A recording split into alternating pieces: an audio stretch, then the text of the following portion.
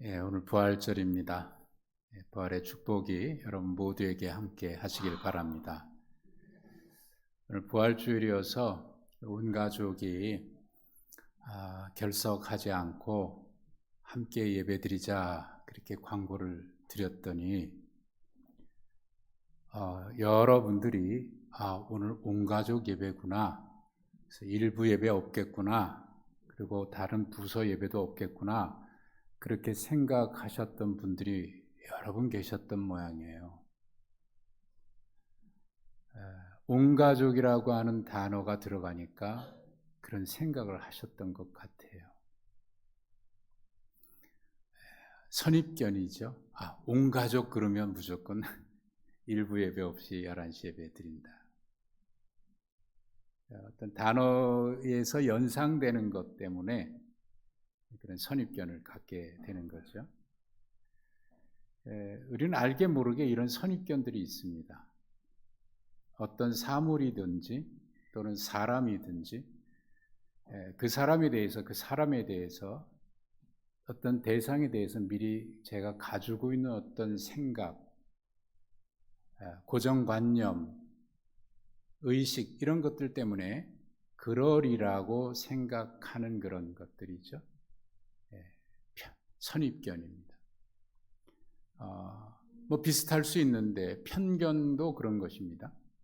편견도 내가 가지고 있는 어떤 생각 때문에 이럴 것이라고 하는 그런 한쪽으로 치우친 어떤 생각이나 의견이죠. 근데 이제 편견과 선입견이 약간 다른 것은 편견은 전혀 근거가 없는 것들이 많습니다. 어쨌든 이 선입견이나 편견 같은 것은 오랜 시간을 지나면서 경험을 통해서 굳어지기도 하고요. 또 잘못된 어떤 정보를 통해서 갖게 되기도 하고, 그런데 대부분 선입견이나 편견 같은 고정관념은 잘못된 정보 때문에 생기는 경우들이 많습니다. 정말 그런가? 그런 건 아닌데 내가 그렇게 생각하는 것이고 그렇게 짐작하는 것이죠. 그래서 그렇게 생각할 때 들었는데도 다르게 듣는 경우가 생기기도 하고요. 같은 것을 보았는데 다르게 보기도 하는 것이 선입견이나 어떤 편견 때문에 그런 것이죠. 전혀 근거 없는 것인데 거기서 벗어나지 않습니다. 절대로 그걸 바꾸려고 하지도 않습니다. 내가 죽어도 그건 아니다라고 이렇게 고집 부리는 사람들이 있습니다. 그런 것들을 요즘에는 우리는 그런 이야기를 하죠. 확증 편향이다. 절대로 내가 거기서 바뀌지 않는 거죠. 자기만 그렇게 생각하다가 그렇게 사는 거야. 누가 뭐라고 하겠습니까만은 이것이 관계 속에서 나타날 때는 부정적인 영향을 끼치기 때문에 문제인 거지요. 공동체 안에서도 이게 부정적인 영향을 미치게 됩니다. 이런 것이 다른 것과 합해질 때 더 무서운 결과를 맺기도 하는데,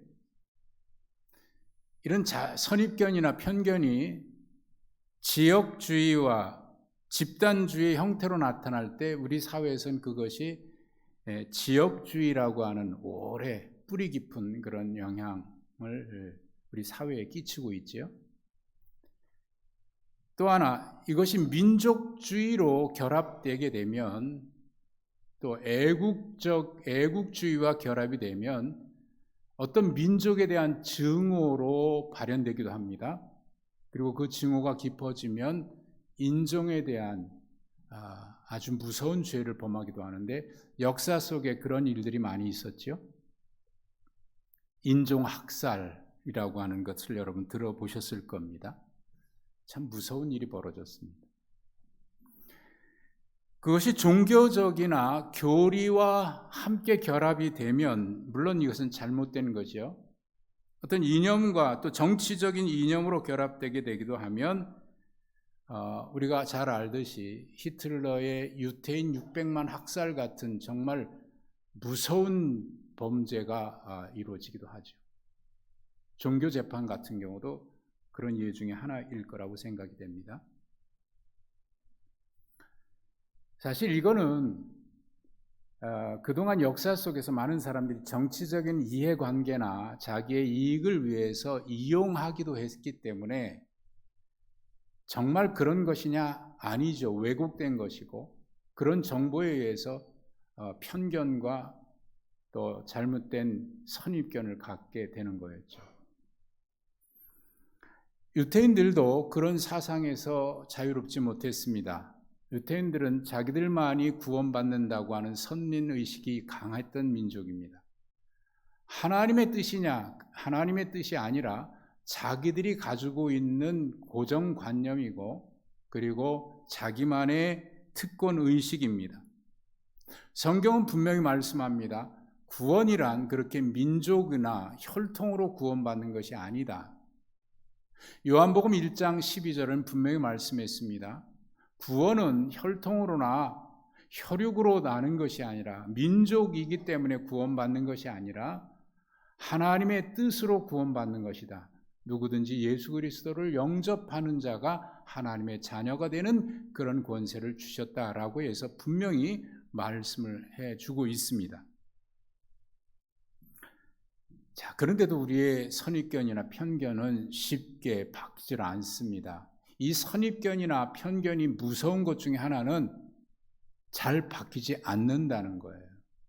잘못된 줄 알면서도 근거 없는 것인 줄 알면서도 우리는 그저 가랑비에 옷 젖는 줄 모른다고 그냥 거기 사상에 매여서 벗어나지 못합니다. 그게 더 무서운 거죠. 유대인의 메시아 사상은요, 정치적인 메시아 사상을 가지고 있었습니다. 그들이 기대하는 메시아는, 그리고 그들이 기대하는 하나님의 나라는 하나님께서 우리에게 보여주신 하나님의 나라나 메시아가 아니라 우리를 이 로마의 민족의 압제로부터 구원해줄, 해방시켜줄 정치적인 메시아, 그리고 그것이 하나님의 나라라고 생각을 했습니다. 예수님을 3년 동안 따라다녔던 제자들도 그 생각에서 쉽게 벗어나지 못했습니다. 예수님 부활하시고 승천하시기 직전에 제자들이 예수님께 이런 질문을 하죠. 예수님, 하나님의 나라가 언제 임합니까? 그 얘기를 다른 말로 바꾸면 우리를 해방시켜줄 정치적인 메시아, 그 메시아가 언제 옵니까? 라고 하는 질문과 다르지 않습니다. 그때 예수님이 대답을 하셨습니다. 그날과 그때는 아무도 모른다. 너희가 해야 될 일은 이제 곧 성령이 너희에게 임하실 것인데 그러면 너희는 예루살렘, 유대를 떠나서 사마리아 그리고 그 지역도 벗어나서 땅끝까지 내 증인이 되어야 한다라는 말씀을 하셨습니다. 자, 그런데도 제자들은 주님의 말씀을 들었음에도 불구하고 그것을 잘 알아듣지 못했습니다. 그리고 예루살렘에서 떠나지 않으려고 그곳에 계속 모여 있었습니다. 그들이 예루살렘을 떠나 예수님 말씀대로 사마리아 그리고 땅끝까지 증인으로 나서게 된 계기는 예루살렘에 임한 대박해 때문이었습니다. 예루살렘에 박해가 임하자 그들은 그곳에 더 이상 머물러 있을 수가 없어서 흩어지기 시작하죠. 참 하나님의 계획은 우리가 알 수 없는 것이 하나님의 계획입니다. 세상에는 인간의 악이나 역사적인 모순들이 인간의 죄악으로 인한 모순들이 얼마나 많이 있습니까? 그럼에도 불구하고 인간의 죄악으로 인간의 그런 욕심으로 인해서 세상이 얼마나 어두워지고 세상이 망할 것 같은 그런 일들이 얼마나 많이 있습니까? 그럼에도 불구하고 하나님은 그런 인간이 만든 역사나 죄악으로 인한 오류 가운데서도 하나님은 이 땅을 지켜가고 계셔서 이 세상을 새롭게 망할 것 같은데도 새롭게 갱신해 주시고 새롭게 지켜가고 섭리하고 계십니다. 우리는 이것을 경험해 왔습니다. 그래서 우리는 분명히 압니다. 소망은 하나님께 있구나. 하나님께 있구나. 하나님이 우리를 다스리고 계시는구나. 보이지 아니하나 하나님이 역사하고 세상을 바꿔가시는 것을 우리는 분명히 경험합니다.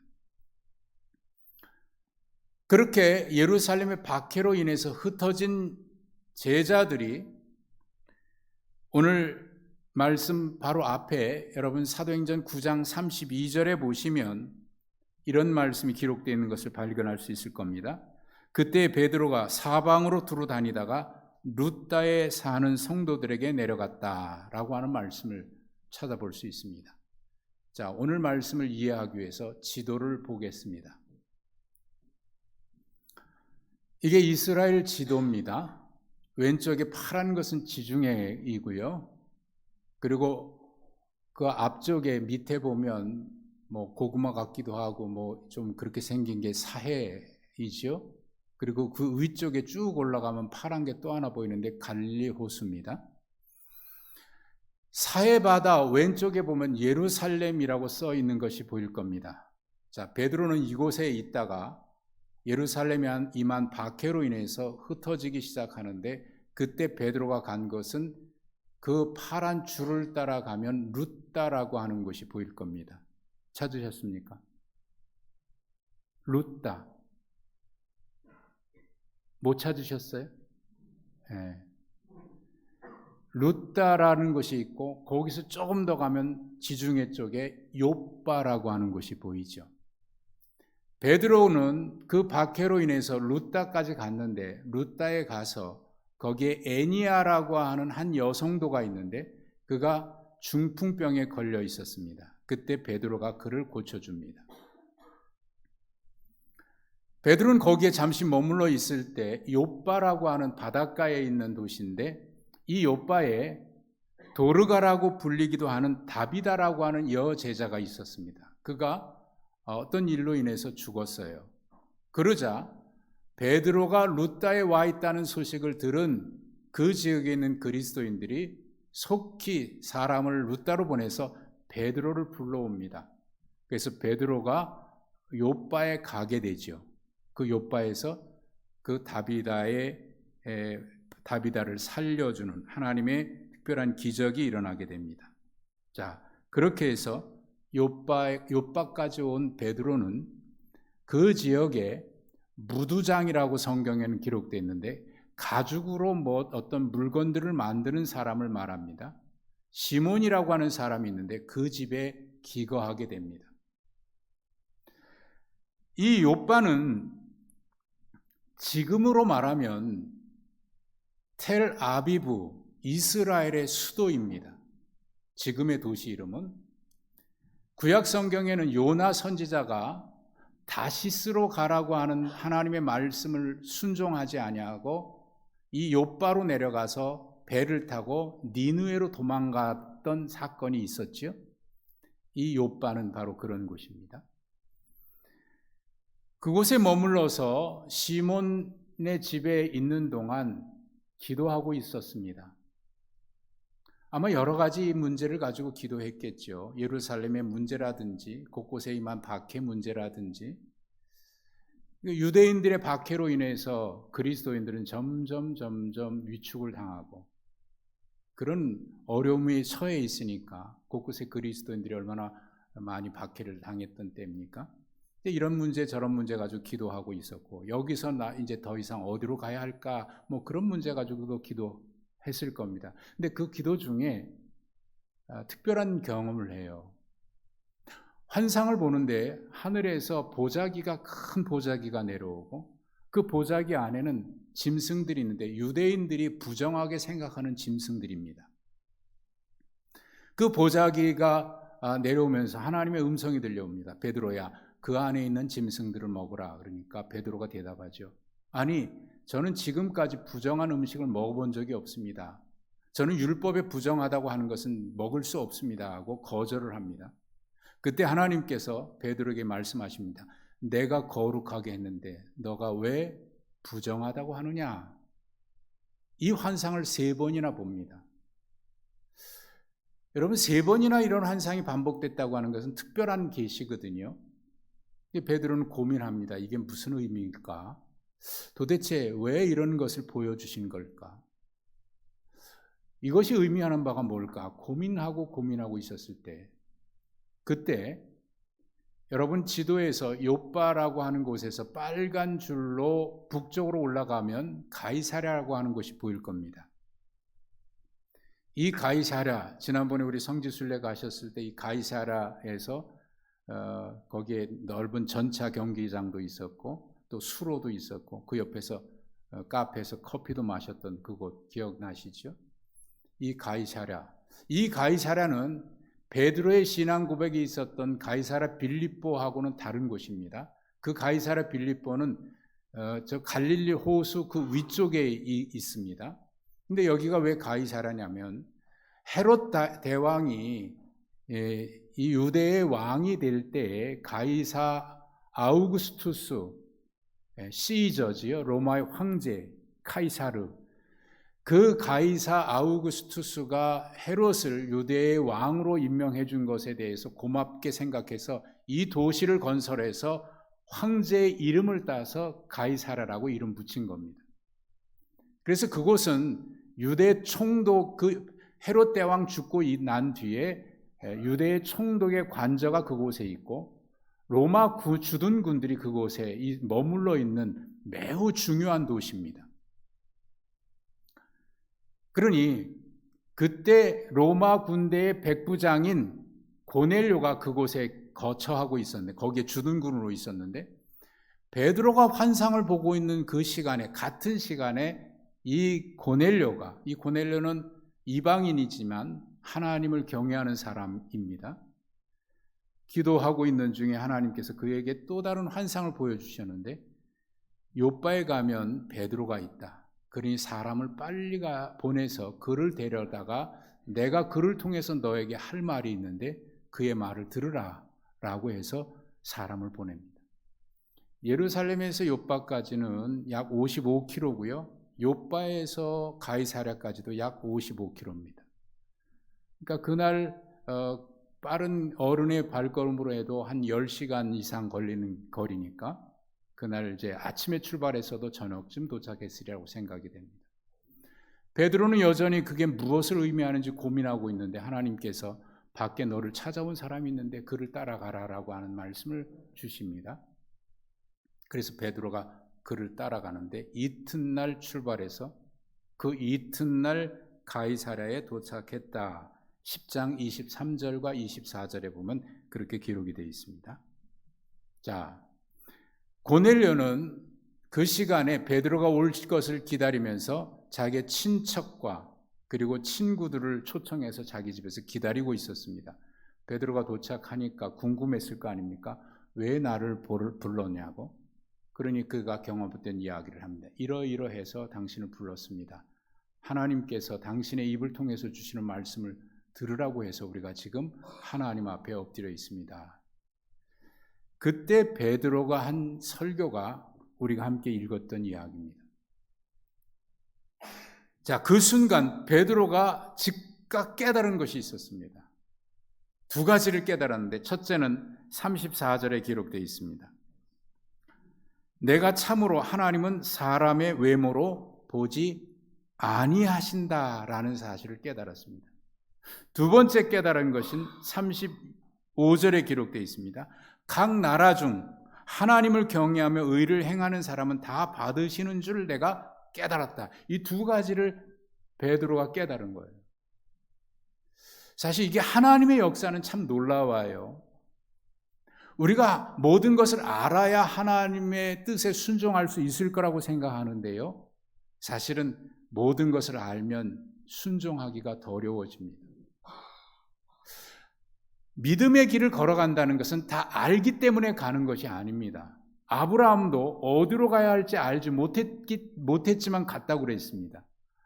모든 것을 알고 가는 게 아니라 모든 것을 모르더라도 나와 함께 계신 하나님이 나와 함께 계신다는 사실을 믿고 가는 것이 믿음의 길입니다.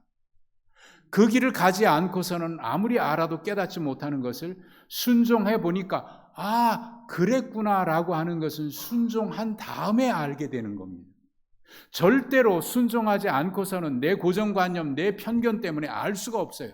그래서 안 되고 이래서 안 되고 저래서 안 되고 그래서 나는 안 가고 그래서 나는 못 믿겠고 그래서 나는 순종하지 않겠고.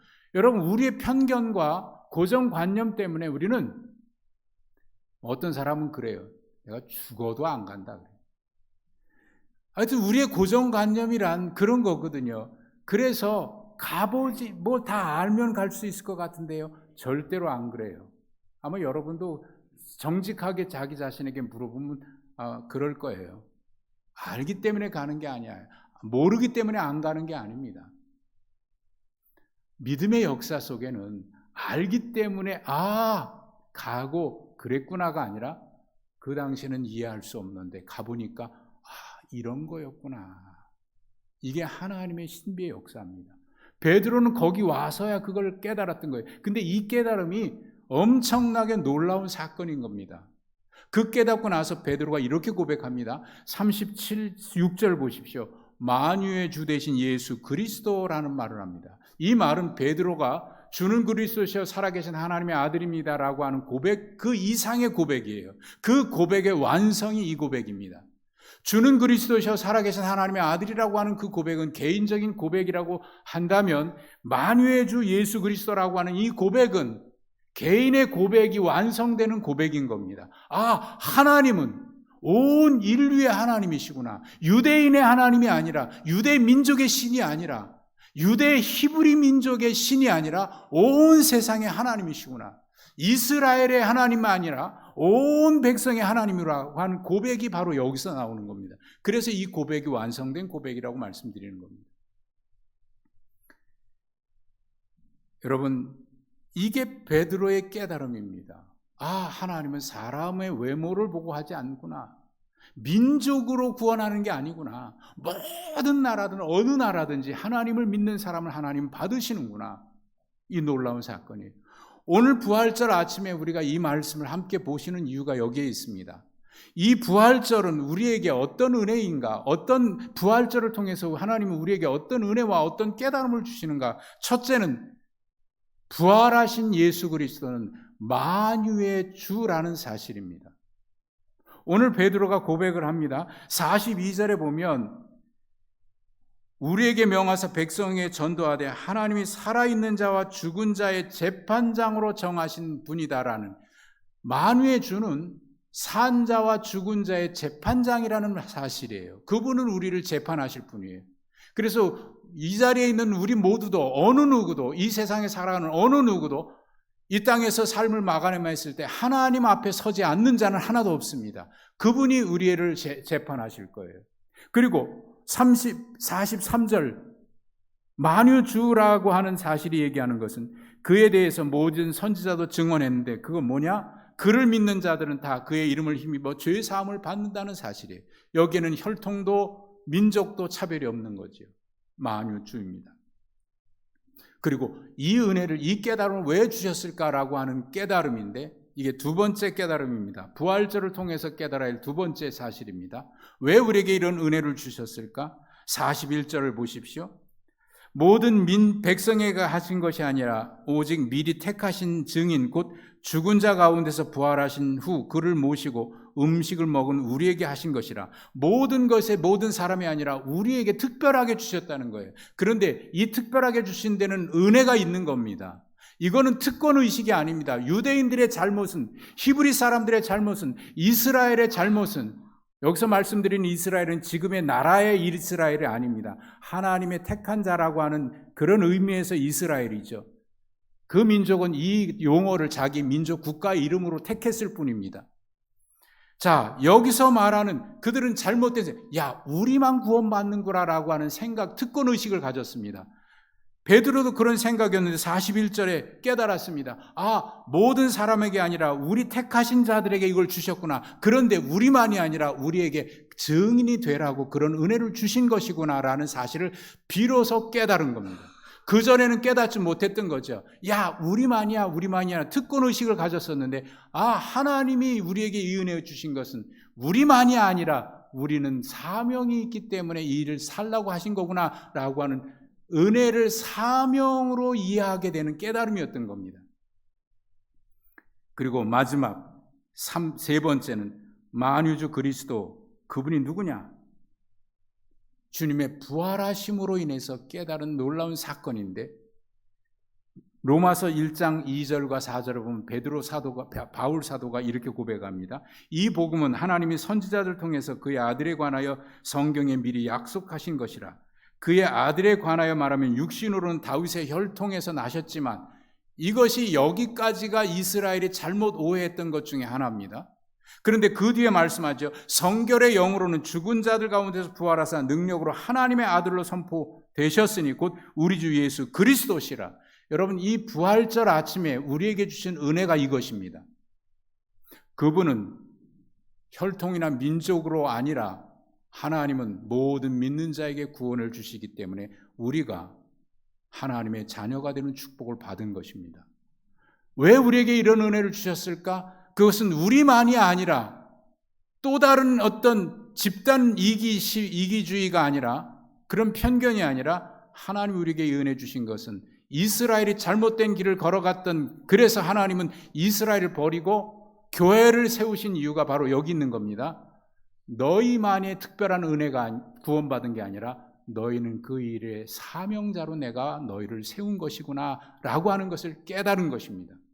이것이 바로 이 부활절에 우리에게 주신 축복입니다.